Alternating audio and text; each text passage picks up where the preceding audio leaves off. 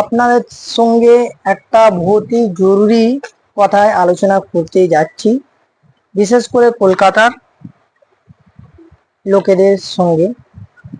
ভালো করে শুনবেন, না শুনলে আর যদি ওই কাজটা আপনারা করেন তাহলে আপনাদের অনেক ক্ষতি হতে পারে। সোশ্যাল মিডিয়ায় অনেকে দেখেছেন হয়তো, জোকার দিকে অনেক সাইট আছে জমি বিক্রি করার, মানে জমি সেল হচ্ছে 0% ইএমআই, নো ইন্টারেস্ট, কম ইএমআই তে জমি পেয়ে যাবেন। 1 লাখ টাকা ডাউন পেমেন্ট দিলে বা 1,20,000, 1,20,000 এমন অনেক জমিন আছে যে আপনি 1 লাখ টাকা কাঠা পেয়ে যাবেন, 1,20,000, 1.5 লাখ করে কাঠা পেয়ে যাবেন। আর 0% ইন্টারেস্ট, নো ইন্টারেস্ট, এইরকম একটা কোম্পানি বৃদ্ধি ল্যান্ডমার্ক কোম্পানির নাম শুনেছেন হয়তো, জোকার দিকে আছে, ঠাকুরপুকুর জোকার দিকে। আমিও গেছিলাম এই টুপিবাজি এতে। এই হচ্ছে কোম্পানিটা, ঠিক আছে, আমিও গেছিলাম, ভালো করে দেখুন কিনতে। তো ওনারা প্রথমে বলল আপনাকে পেপার দেওয়া হবে, আপনাকে বুকিং অ্যামাউন্ট কিছু করতে হবে, তবে আপনি পেপার পাবেন, তবেই আপনি সার্চ করতে পারবেন। স্বাভাবিক ব্যাপার, বিনা সার্চ করে তো কেউ জমি কিনবে না। তাই আমি 11,000 টাকা দিলাম। এই 11,000 টাকা দেখুন, ওদেরই কোম্পানি আছে, দেখুন 11,000 টাকা দিলাম, তবে আমাকে পেপার দিয়েছে, জমির দলিল বাগেরা সব। তো এই পেপার দিয়েছে বলতে পেপার হাতে দেয়নি, ঠিক আছে, ফাইল বানানো থাকে পেপারের, সেটা পাইনি, আমাকে হোয়াটসঅ্যাপে দিয়েছে।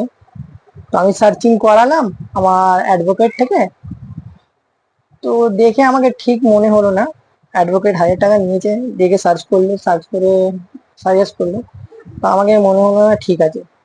সেই কারণে আমি ডাইরেক্টলি গেলাম অফিসে। অফিসে গিয়ে বললাম স্যার আমি নেবো না, আপনি আমাকে রিফান্ড করে দিন। যেহেতু ওরা আগেই বলেছিল রিফান্ড হয়ে যাবে, তো আমি সেই কারণেই গেলাম রিফান্ড নেওয়ার জন্য, না তো আমি টাকা কেন দিতাম জমি কেনার জন্য এই 11,000 টাকা, ঠিক আছে, দেখে নিতে পারি, ওদেরই কোম্পানি সব। তো আমি গেলাম, তো বলছে না রিফান্ড তো হবে না, রিফান্ডের কোনো কথা উল্লেখ নেই। রিফান্ডের কোনো কথা উল্লেখ নেই, অনেক কথা কাটি হলো। তারপর ওরা বললে ঠিক আছে আপনি একটা আমাদের এতে ইমেল করুন, তাহলে আপনি টাকাটা রিফান্ড পাবেন 20 দিন পর। ঠিক কথা, চলো আমি মে মাসে গেছিলাম, রিফান্ড পাবো 20 দিন পর। এবার কোনো রেসপন্স পাচ্ছি না, রিফান্ড দিয়ে দিয়ে দিয়ে ফোনও করছি, ফোনও তুলছে না। এ দেখুন ইমেলগুলোর, সমস্ত ইমেলের দেখাচ্ছি আপনাদের। এটা দেখাবার একমাত্র কারণ হচ্ছে আমি ঠকেছি, আর আমি চাই না যে আমার মতো তো গরিব মানুষ ঠগে, এই ঠগেতে ফাঁদেতে। আরো দেখাচ্ছি, অনেক ডকুমেন্ট আছে, অনেক ভয়েস রেকর্ডও আছে, সেটাও শোনাবো, ঠিক আছে, দেখতেই পারেন। মে মাস, এই দেখুন, ঠিক আছে, মে মাস। ওরা বারবার আমাদের বলছে যে হ্যাঁ রিফান্ড পেয়ে যাবেন, কিন্তু দিচ্ছে না। এবার একবার বলছে আসুন আমার উকিল দিয়ে কথা বলুন, আমার লয়ার দিয়ে কথা বলুন, কিন্তু রিফান্ড দেবার কোনো কথাই নেই, ঠিক আছে। হ্যাঁ দেখুন এই কোম্পানি, ঠিক আছে। তারপর আমি অনেক চেষ্টা করার পর অনেক ঠকে গেলাম, লাস্টে আমি অনেক করলাম, করার পরও পেলাম না। এটাও শুনুন, দেখুন। हम ऑफिस जाएंगे, आप पेमेंट निकाल देंगे ना, या फिर हमसे बात करने ऑफिस जाएंगे? हाँ। पहले हमको बताइए, पेमेंट मिल जाएगा, हम जाएंगे पेमेंट मिल जाएगा ना?